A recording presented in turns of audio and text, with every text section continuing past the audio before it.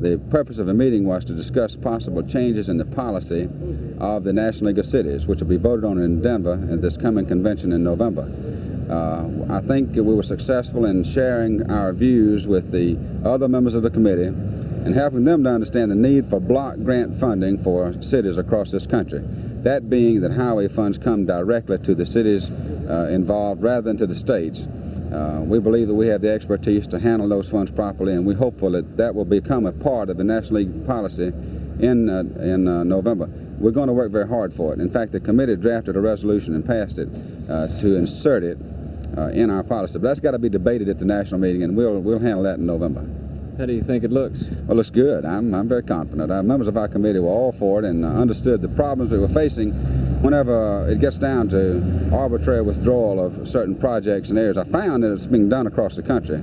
A lot of other places have the same problem we have. So we're kind of tired of having those things done to us across this country. Do you expect it to have a great effect on Montgomery? Well, it would have a great effect on Montgomery, as it would have effect all across the country. We believe that we can do a better job here in Montgomery. We elected officials here know what our needs are and what the priorities are. We hear from people every day, and we think we have a right to put that money where it ought to be rather than where the people of the state say it ought to be.